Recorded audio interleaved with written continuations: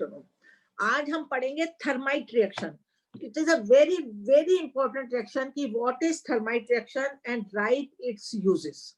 ये बहुत एक important reaction है. मैंने कल क्वेश्चन पेपर में देखी थी कि थर्माइट रिएक्शन क्या होती है और इसके uses क्या होते हैं. तो थर्माइट रिएक्शन जो होती है वो क्या करते हैं, आयरन ऑक्साइड पे एल्यूमिनियम डालते हैं. दोनों सॉलिड है, आयरन ऑक्साइड भी सॉलिड है और एल्यूमिनियम ऑक्साइड भी सॉलिड है. ये क्या आ रहा है बीच में लिखा हुआ? तो एल्यूमिनियम क्योंकि हाईली रिएक्टिव है तो ये एल्यूमिनियम आयरन ऑक्साइड को वहां से हटा देता है और एल्यूमिनियम ऑक्साइड बनाता है. तो जो आयरन मिलता है वो हमको मोल्टन फॉर्म में मिलता है, पिघला हुआ आयरन मिलता है गरम गरम. तो उसको इसलिए थर्माइट रिएक्शन कहते हैं कि आयरन हमको मोल्टन फॉर्म में मिलता है. उसका बहुत सारे यूजेस होते हैं. उसके यूजेस को कहते हैं थर्माइट वेल्डिंग. मतलब जैसे वो पिघला हुआ आयरन जब रेल की पटरियां क्रैक आ जाता है तो उनके ऊपर डाल देते हैं, उनको जोड़ देते हैं और वो बहुत स्ट्रांगली जुड़ जाती हैं. तो वो आपको आज फिर से देखिए, लिखिए what is thermite reaction. Metal और नॉन मेटल के चैप्टर में है मेरे ख्याल से ये.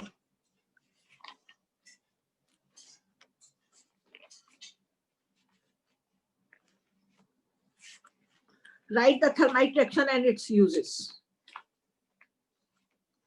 तो ये आपकी थर्माइट रिएक्शन है. देखिए दिस इज थर्माइट रिएक्शन. इसको क्या आ गया यहाँ पे, हटाओ. ये देखो ये थर्माइट रिएक्शन है और ये आयरन ऑक्साइड प्लस एल्यूमिनियम दोनों सॉलिड हैं और they react and because aluminium is more reactive than iron, it displaces iron को free करके aluminium oxide बना देता है.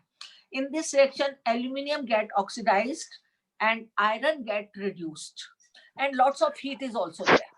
ये जो iron है ये हमको नहीं दिख रही.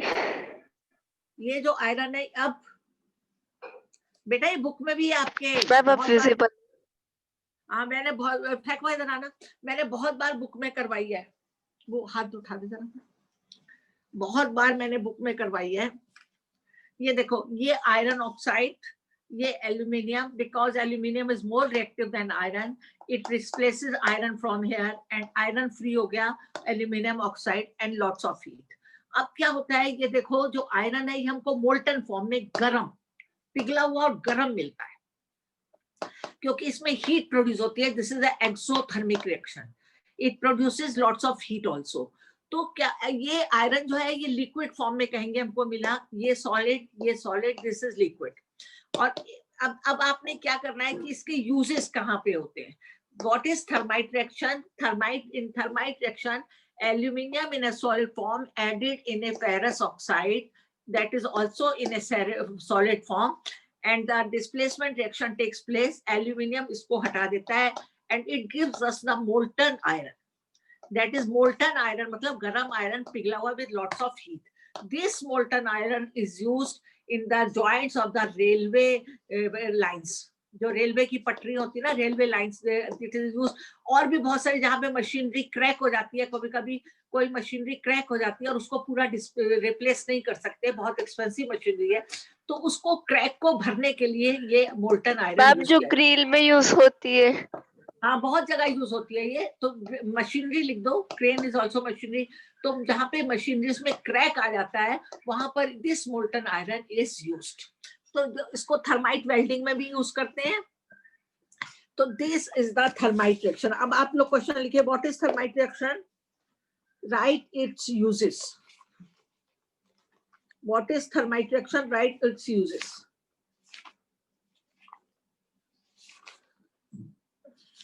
हो गया क्वेश्चन आपका पूरा? Yes ma'am. ये आपने लिखना है. ये जो मैं इतनी मेहनत कर रही हूँ तमाशे के लिए नहीं कर रही हूँ, आप लोगों को सब कुछ समझना है.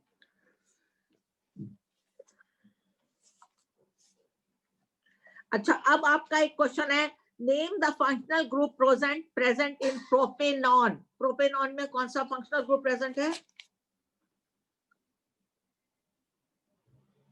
प्रोपेनॉन, कीटोन ग्रुप प्रेजेंट है प्रोपेनॉन में. तो कोई लिख सकता है प्रोपेनॉन को? लिख के दिखाएंगे आप प्रोपेनॉन कैसे लिखते हैं? प्रोपेनॉन में कितने कार्बन एटम है? प्रोपेन में कितने, how many carbon atom are there in propane?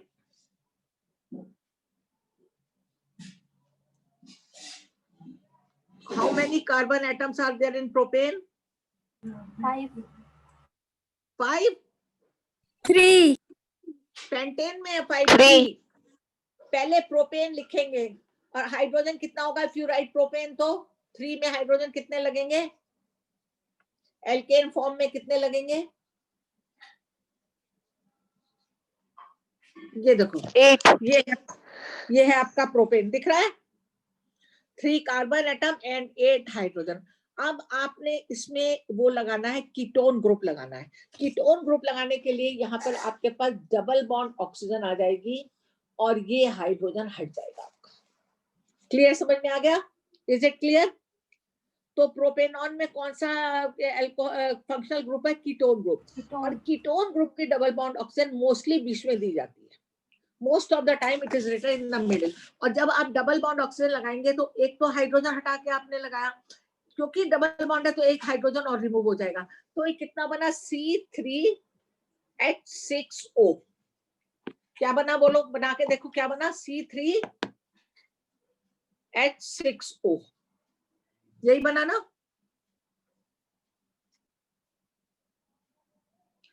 अब व्हाट हैपेंस, एक बहुत ही कॉमन क्वेश्चन है, मैंने आज निकाल के रखा है, आप मुझे हर क्वेश्चन का आंसर रेडीली दीजिए। What happens when sodium and potassium react with cold water? ये आपकी बुक में मैंने बहुत बार कराया। Sodium and potassium react with cold water.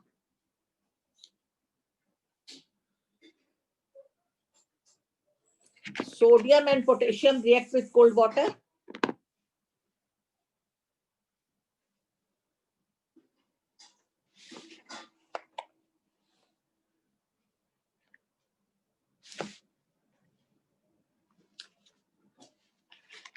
Diksha, Divya? Evolved hydrogen immediately catches fire. Very good. Evolved oxygen and immediately catches fire, sodium and potassium में। जो question है वो अब आ रहा क्वेश्चन, इसकी केमिकल इक्वेशन भी लिख सकते हैं हम, Ki plus H2O, Ki plus H2O, KOH plus H2, KOH plus H2 plus heat. Heat इतनी ज्यादा पैदा होती है कि इतनी जबरदस्त हीट होती है कि hydrogen gas catches fire. Heat, ये पेज नंबर निकालिए आप, 43 आपकी बुक में।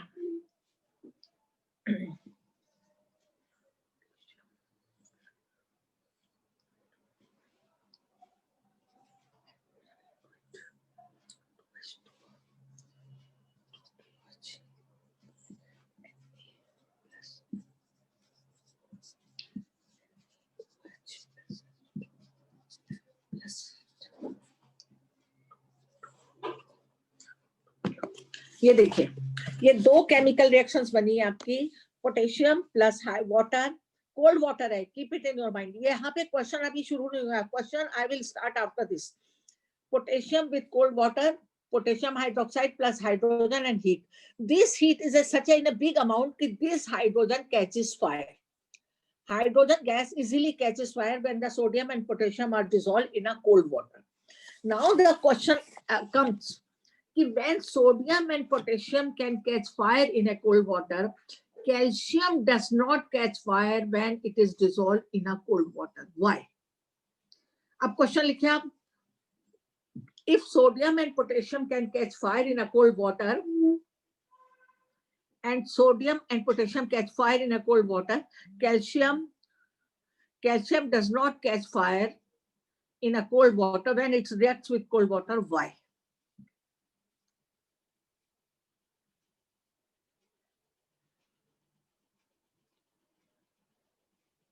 Heat evolved is not sufficient for hydrogen to catch fire. That is also true. Heat जितनी भी निकलती है बुक में लिखी हुई है उतनी, पहले तो आप इसकी केमिकल इक्वेशन लिखेंगे। First of all you will write the chemical equation, calcium plus water, calcium solid है, वाटर लिक्विड है, it will form CaOH whole twice plus CaOH whole twice plus H2। H2 plus H2 gas बनती है। पहला question तो ये, heat इतनी evolve नहीं होती है कि वो हाइड्रोजन गैस को कैसे पकड़ ले। इसके बाद एक क्वेश्चन और, इसमें एक लाइन और लिखती है, जो कैल्शियम है ना, जब हाइड्रोजन के बबल्स बनते हैं, फ्लोट करते हैं हाइड्रोजन के बबल पानी में, उसमें रिएक्शन में, तो कैल्शियम सरफेस पे आ जाता है मेटल, और जब मेटल सरफेस पे आ जाता है तो ये हाइड्रोजन के साथ जुड़ जाता है। ये देखिए, calcium start floating because the bubbles of the hydrogen gas form stick to the surface of the metal. ये लाइन बहुत इंपॉर्टेंट है। Calcium when the calcium starts floating, calcium react हो गया, calcium start floating on the, because the calcium float क्यों करेगा, क्योंकि hydrogen के bubbles बन रहे हैं, वहां पे कैल्शियम फ्लोट करेगा, तो मेटल जो है वो हाइड्रोजन से स्टिक हो जाता है, और हीट इतनी इवॉल्व नहीं होती कि हाइड्रोजन को गैस वो पकड़ सके, और दूसरा हाइड्रोजन के साथ कैल्शियम स्टिक हो गया तो जो है वो इतनी ज्यादा, वो can not catch fire. Is it clear to everybody now? Clear? What happens when magnesium, cold water is added in the magnesium? What happens when cold water is added in the magnesium? क्या लिखेंगे आप लोग इसका answer? Cold water, magnesium में cold water डाला, what will happen? Magnesium is added in a cold water. क्या होगा? Magnesium will added in a cold, if you add magnesium in a cold water, क्या होगा? No reaction. उसमें कोई reaction नहीं होती। Magnesium can not react with cold water, magnesium will react with hot water only. तो अगर आप कहेंगे what will happen when cold water in added sodium, potassium, calcium and magnesium, चार उन्होंने आपको दे दिए, sodium, potassium, calcium, magnesium, aluminium, iron. तो आप लिखेंगे सोडियम, पोटेशियम तो कोल्ड वाटर से रिएक्ट करते हैं, विल राइट केम, ये 5 मार्क का क्वेश्चन है, और इनके केमिकल रिएक्शन आप लिखेंगे जो मैंने पहले लिखी थी, और it will catch fire because lots of the heat is produced and hydrogen gas catches fire. Calcium can not catch fire because the heat amount produced, heat amount is not sufficient, and the calcium metal gets stuck to the hydrogen bubbles, so heat is not produced. Magnesium cannot react with hot water, cold water, it will react only hot water. Aluminium and iron, they will also not react with cold water. तो अब आप ये question लिखिए, what happens, जब school खुलेगा मैं एक एक बच्चे का काम सफाई से देखूंगी, सफाई से रजिस्टर में करके रखना है। what happens when sodium, potassium, calcium, magnesium, aluminium, iron and zinc, calcium, potassium, sodium, calcium, aluminium, iron, zinc, in this metal cold water is added, yeah, they are added in a cold water. एक question है 5 number का आता है, इसमें 5 reaction लिखनी पड़ेंगे आपको।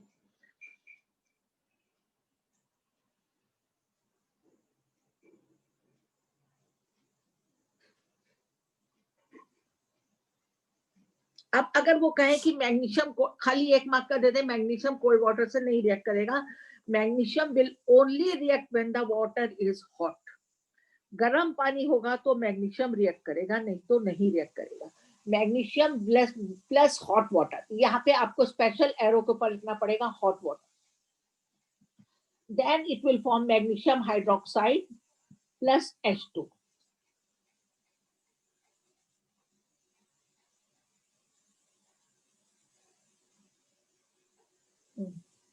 ये होगा मैग्नीशियम, ये होगा magnesium hydroxide plus H2, MgOH whole twice, 2 2 4 2 2 4 O, ठीक है, 2 MgO, ये 2 H2O प्लस MgOH, ये हॉट वाटर में रिएक्ट करेगा। इसका भी सेम केस है जैसे कैल्शियम का केस है।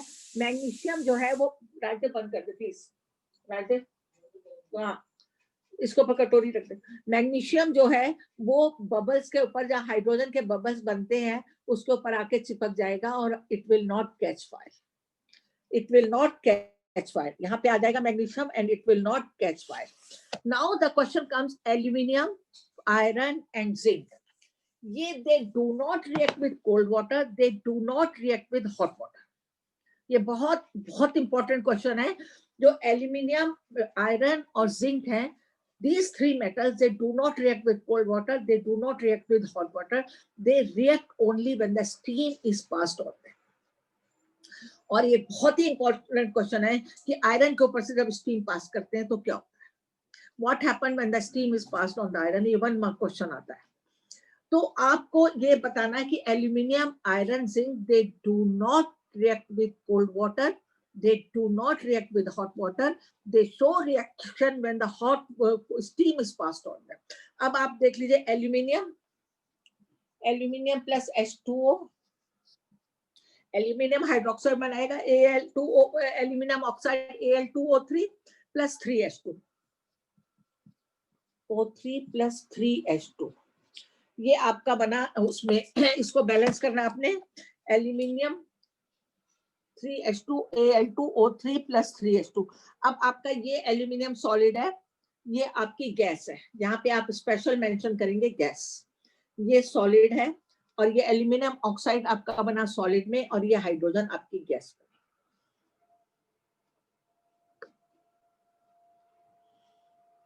में। समझ में आ गया आपको? इसी तरह आप आयरन का दिखा सकते हैं, Fe प्लस H2O,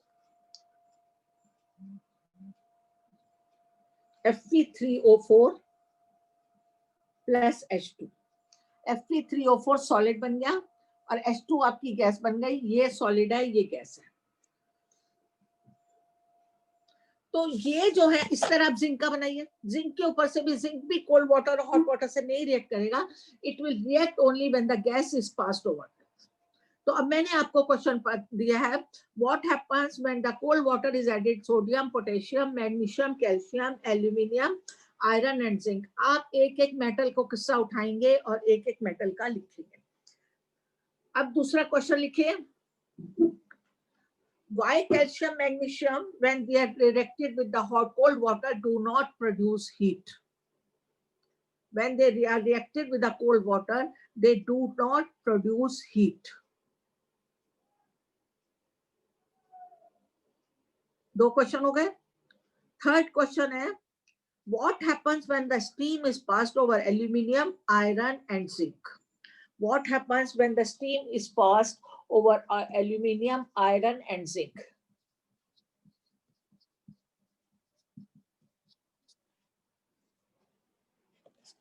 ये देखिए जिंक का ये हो गया Zn plus 2H2O, ZnOH whole twice plus H2। यहाँ पे भी तभी होगा जब ये गैस की फॉर्म में होगी, स्टीम है, हॉट गैस है, ये भी हॉट गैस है, ये हॉट गैस है, ये तीनों आपका हो गया उसमें जब आपको steam is passed over them. You cannot ignore a single line of your chapter because they have deleted much part. तो जितना पार्ट दिया है उसमें वो they will ask you question from each and every line.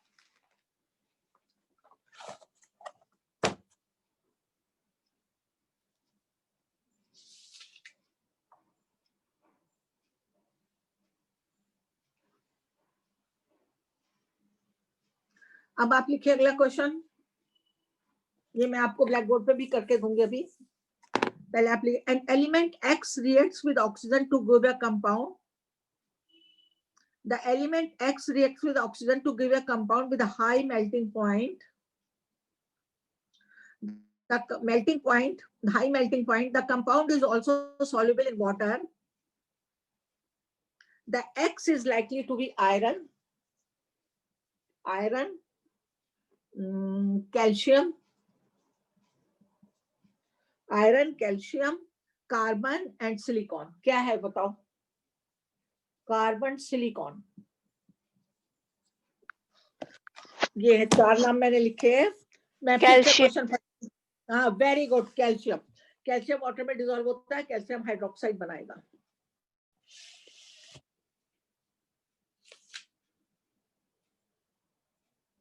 अब एक वो कहते हैं ना ट्रॉफिक लेवल में 10% एनर्जी अगले लेवल पे ट्रांसफर होती है। तो अब इसका क्वेश्चन आप लोग देखें, सब लोग, Devasmita is absent today? No ma'am.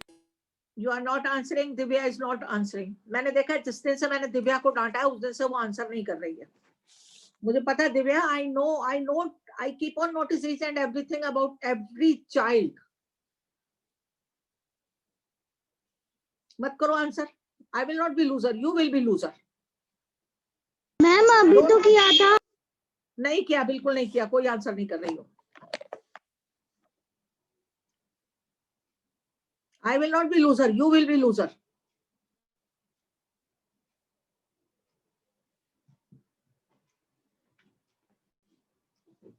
Now the question comes.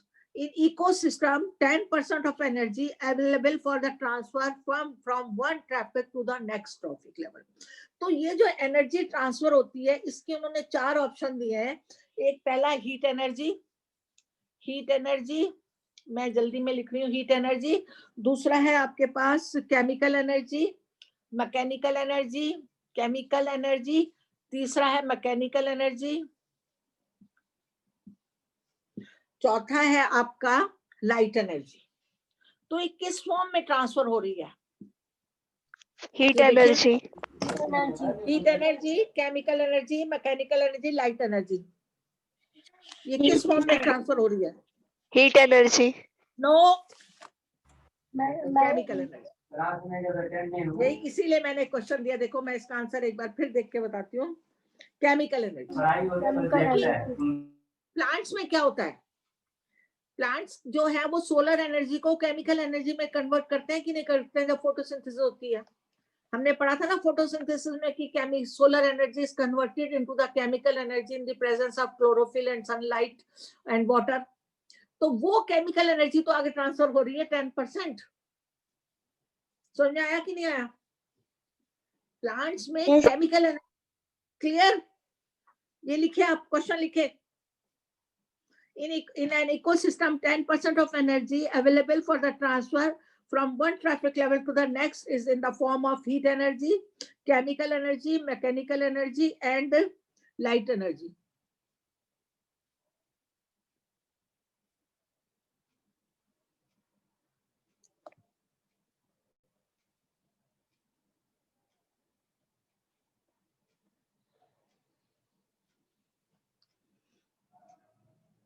तो कौन सी एनर्जी है इसमें? केमिकल एनर्जी है.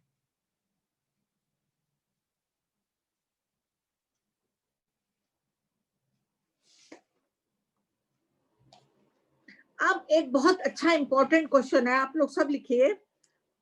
Soil fertility determined by its ability.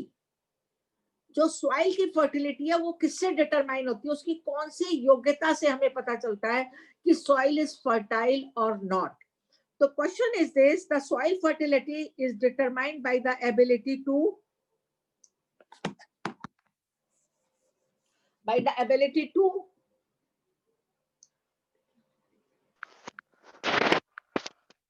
decay organic matter. Soil की फर्टिलिटी कैसे पता चलती है? Decay organic matter, hold organic matter. वो कितने अपने अंदर ऑर्गेनिक मैटर रखे हुए हैं? Hold organic matter. Third, hold water. And चौथा है life, support life. Very good, support life. Very very good, support life. जिस सॉइल में जितनी लाइफ को, और प्लांट्स हैव लाइफ, जितना वो प्लांट्स की लाइफ को सपोर्ट कर पाएगी वो उसकी फर्टिलिटी मानी जाएगी. बिल्कुल स्टॉप मत करो. अगर तुमने एक रॉन्ग आंसर दे दिया इसका ये मतलब नहीं है कि you have to stop yourself. Give answer again and again.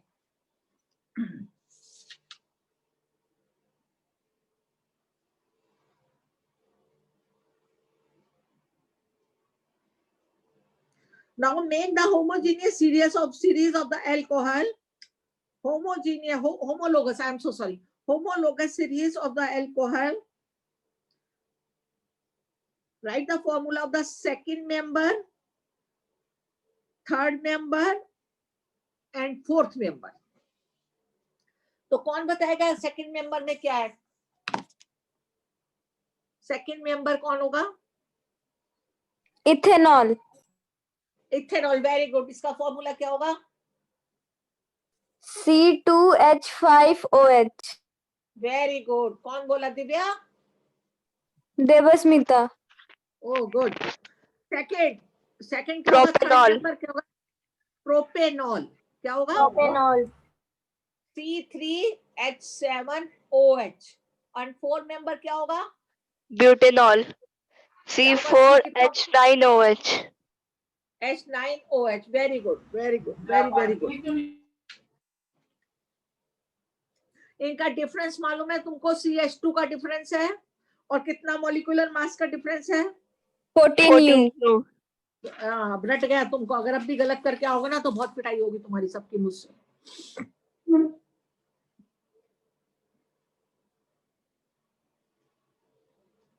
What is the thermite process? Where is this used? Right, balanced chemical equation for the reaction involved. मैंने क्वेश्चन दे दिया ना आपको थर्माइट प्रोसेस की. Where it is used, तो मैंने दे दिया right it's uses.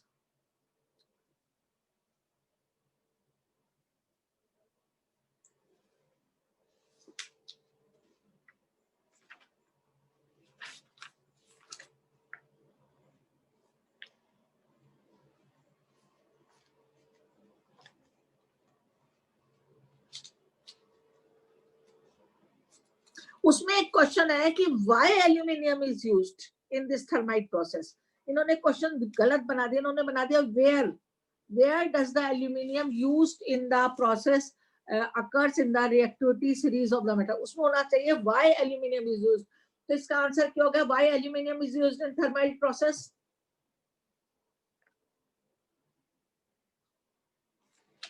Tell me why aluminum is used in thermite process.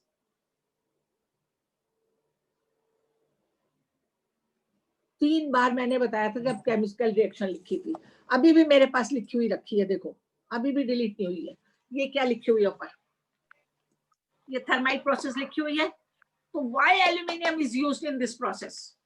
वो कुछ और भी तो ले सकते थे, कॉपर भी ले सकते थे, सिल्वर भी, कुछ भी ले सकते थे, but why they used aluminium? Because of high boiling point. थप्पड़ मारूंगी वहीं पे आकर के. बोलो. Aluminium is more reactive than iron. ये आयरन को मोल्टन फॉर्म में डिस्प्लेस कर देता है. हमें आयरन चाहिए. इस रिएक्शन का क्या है? इस रिएक्शन का एम ये है कि हमको मोल्टन फॉर्म में आयरन चाहिए. ये रिएक्शन क्यों हो रही है थर्माइट के? हमको मोल्टन फॉर्म में आयरन चाहिए. तो मोल्टन फॉर्म में, to get a iron in a molten form we have to use a highly reactive element जो आयरन से ज्यादा रिएक्ट हो और उसमें हीट भी प्रोड्यूस हो. हीट प्रोड्यूस होगी तभी ये मोल्टन फॉर्म में मिलेगा ना हमको. तो aluminium is more reactive than iron, and when the aluminum is added in the iron oxide, it also displaces iron and produces heat also. अब आया समझ में? इसमें क्वेश्चन दिया why aluminum is used in this reaction. उन्होंने गलत language बना दी. उन्होंने लिखा है where aluminum is used. Name the substance that are getting oxidized and reduced in this process. Oxidized aluminum हो रहा है, reduced iron oxide हो रहा है.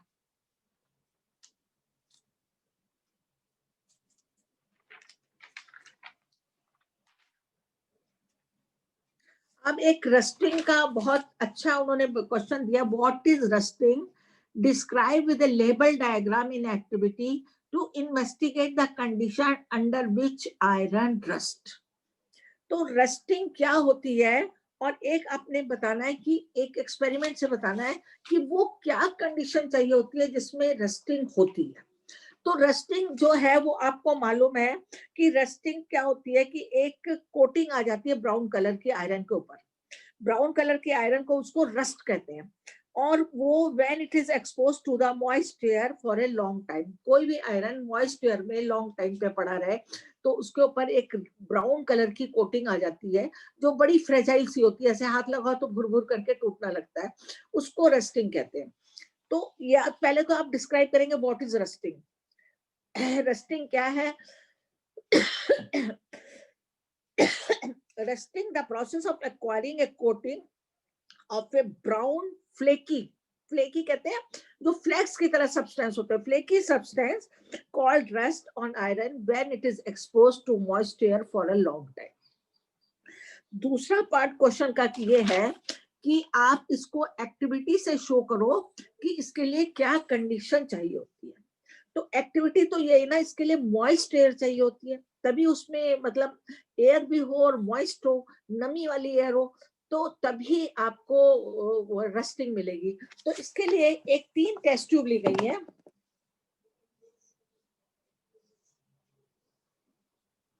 तीन टेस्ट ट्यूब ली गई है, तीनों में पानी डाल दिया, तीनों में पानी डाल दिया है, और तीनों में एक आयरन का नेल डाला है, A, B, C, और तीनों में एयर भी है। तीनों के ऊपर एयर भर दी है और आयरन का नेल डाला है, आयरन नेल मतलब आयरन की कील, और तीनों में एयर है। तो बी के ऊपर जो पानी है उसके ऊपर उन्होंने ऑयल डाल दिया, और सी के ऊपर कैल्शियम क्लोराइड एक बैग में बना के डाल दिया। ये एनाइड्रस कैल्शियम क्लोराइड कहते हैं। उसकी एक बहुत बड़ी क्वालिटी होती है कि ये एयर की, जो एयर में मॉइस्चर होता है उसको एब्जॉर्ब कर लेता है, एनाइड्रस कैल्शियम क्लोराइड। तो दूसरे में एनाइड्रस कैल्शियम क्लोराइड डाल दिया, तीसरे में सी में एनहाइड्रस कैल्शियम क्लोराइड वाटर के नीचे रख दिया, CaCl2। तो अब क्या होता है कि जो रस्ट है वो कहाँ लगेगा, ए में। यहाँ पे खाली वाटर है, वाटर और एयर है, एयर है यहाँ पे, खाली वाटर और एयर है, तो इसमें आपका रस्ट लग जाएगा। और यहाँ पे जो वाटर है इसके ऊपर ऑयल की कोटिंग कर दी है, तो वाटर जो है वो that is covered with the oil, उसका कोई इसमें मॉइस्चर नहीं आ पा रहा। इसमें उन्होंने कैल्शियम क्लोराइड डाल दिया, एनहाइड्रस। ये कैल्शियम क्लोराइड पानी के उसका एयर के मॉइस्चर को भी अब्सॉर्ब कर लेगा। ये ड्राइंग एजेंट होता है कैल्शियम क्लोराइड। तो ये ड्राइंग एजेंट होता है, तो ये नहीं आने देगा, यहाँ पानी नहीं, आई एम सॉरी, यहाँ पे खाली कैल्शियम क्लोराइड है, ये एयर को वो डाल देता है। तो ये ड्राइंग एजेंट है, ये इसका सारा मॉइस्चर एब्जॉर्ब कर लेता है। तो यहाँ पर भी नहीं आपको लगेगा रस्ट, यहाँ पे भी नहीं लगेगा। तो रस्ट के लिए मॉइस्चर और एयर का होना बहुत जरूरी है। Air and moisture is required very much. Calcium chloride, एक क्वेश्चन पूछा जाता है, why calcium chloride is added, because it is a drying agent, it can absorb the moisture of the air. Excuse me ma'am, sure ma'am chapter 2 में जो acid और base का जो topic था, what do all acid and all bases have in common, उसको एक बार फिर explain कर दीजिए। कर देंगे, बिल्कुल श्योर करेंगे। Why do acid and base have common? वो बहुत इंपॉर्टेंट क्वेश्चन है, वेरी गुड क्वेश्चन। अभी करना है या अभी बायो करना के जा रही थी, binary fission and multiple fission में डिफरेंसेस। ये वाला चैप्टर पूरा कर लो, वो फिर वो कल बायो नहीं करेंगे, वही कर लेंगे, हमारे पास बहुत टाइम है। देखो एक क्वेश्चन आता है, binary fission and multiple fission में क्या फर्क है। ये एक बड़ा कॉमन क्वेश्चन है, हमको पता है। In binary fission a mother cell divides into 2 nuclei, 2 daughter cell and 2 daughter cell again divide to 2। और जो मल्टीपल फिशन होता है उसमें मेन न्यूक्लियस जो होता है वो बहुत सारे उसमें डिवाइड होता है। लेकिन अब अगर हम उसमें थोड़े से टेक्निकल टर्म्स को डाल के लिखेंगे तो वो आंसर को बहुत अच्छा माना जाएगा। तो बाइनरी फिशन में हम ये लिख सकते हैं कि it is a division of one organism into 2 small identical organism या 2 स्मॉल आइडेंटिकल डॉटर सेल्स।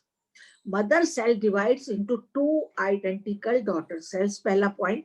दूसरा, बाइनरी फिशन में आप लिख सकते हैं it is a division of one organism into multiple organism. एक तो पहला पॉइंट तो ये हो गया, 2 आइडेंटिकल। आइडेंटिकल वर्ड पे जोर दे रही हूँ इसलिए कि आपको लिखना पड़ेगा 2 आइडेंटिकल डॉटर सेल्स या 2 आइडेंटिकल ऑर्गेनिज्म। और मल्टीपल फिशन में 1 nuclei divide into the multiple organism. अब जब बाइनरी फिशन में आता है ना, इसमें एक बहुत इंपॉर्टेंट लाइन है, द न्यूक्लियस, न्यूक्लियस जो है सेल का nucleus, it will divide mitotically. Mitotic और मियोसिस 2 डिवीजन होते हैं। माइटोटिक डिवीजन वो होता है जिसमें नंबर ऑफ क्रोमोसोम जितने होते हैं उतने ही आगे चले जाते हैं, वो कम नहीं होते, मियोसिस में कम हो जाते हैं। तो nucleus of the cell divide mitotically. आप ये लाइन लिख लीजिए, in binary fission the nucleus of the cell divide mitotically into 2 followed by division of the cytoplasm. वो माइटोटिकली न्यूक्लियस डिवाइड हो गया, followed by the division of the cytoplasm, उसके बाद cytoplasm divide हुआ माइटोटिकली।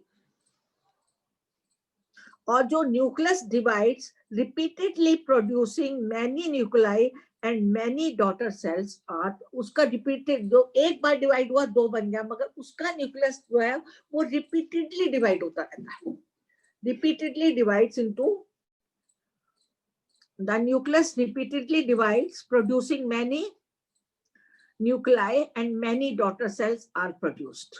हर daughter cell में एक एक nucleus आता है. अब उसका एग्जांपल अमीबा, और मल्टीपल का क्या एग्जांपल होगा? मल्टीपल फिशन का कौन बताएगा? Plasmodium. Very good, Plasmodium. Very good, Plasmodium. अब निकालो acid, base and salt. Why, what do all acid and bases have in common? इसमें एक बहुत कॉमन क्वेश्चन नहीं है. एसिड जो है वो हाइड्रोजन आयन रिलीज करते हैं और बेसिस जो है वो OH रिलीज करते हैं. एक ये पॉइंट उन्होंने जो बताया ना, रिलीज दोनों कर रहे हैं मगर वो फर्क से कर रहे हैं. एसिड हाइड्रोजन आयन रिलीज करता है और बेस जो है वो OH आयन रिलीज करता है. आप पहले केमिकल रिएक्शन देख लो, फिर मैं शुरू से बताऊंगी. HCl plus H2O, it's a making H3O plus chlorine negative. और जो NaOH बेस है, NaOH को जब आपने पानी में डाला तो वो सोडियम एक्वस फॉर्म में और OH नेगेटिव बना. तो वो रिलीज तो दोनों कर रहे हैं वाटर में कुछ ना कुछ, लेकिन वो पॉजिटिव फॉर्म में, वो हाइड्रोजन जो है वो हाइड्रोजन आयन पॉजिटिव फॉर्म में, ये OH आयन इन नेगेटिव फॉर्म में रिलीज कर रहे हैं. All acid have the similar chemical properties. कुछ एसिड और बेस की बहुत सारी प्रॉपर्टीज भी सिमिलर होती है. एमोफोट्रिक ऑक्साइड पढ़े थे, वो एमोफोट्रिक ऑक्साइड में के साथ एसिड भी रिएक्ट करते हैं, बेस भी रिएक्ट करते हैं. तो आप वहां पे तो हमने पढ़ा था oxide of the metal they react with the acid and base both. अब जब आपको एसिड और बेस की सिमिलरिटी दिखानी है तो आप इस लाइन को ऐसे भी यूज कर सकते हैं, acid and base both can react with the amphoteric oxide. तो ये उनकी एक सिमिलरिटी आ गई दोनों. Acid and base both can react with the amorphic oxide.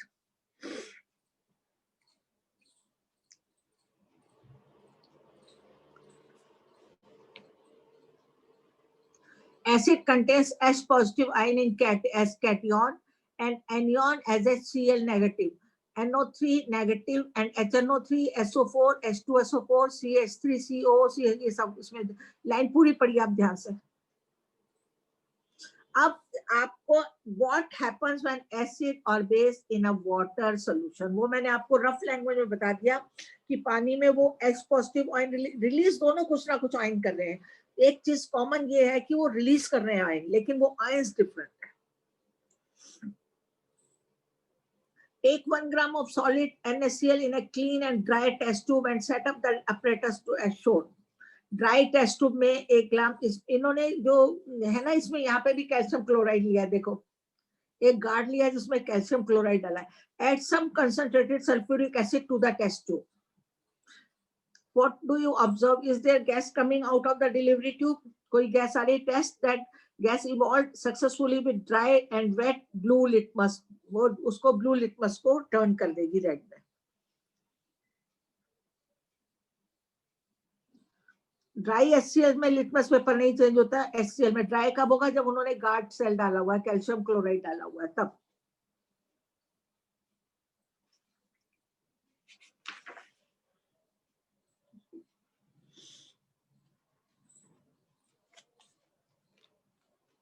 इसमें जो आपको एक अगर पूछा जाए तो आप पहली बात तो लिखें कि द एसिड एंड बेस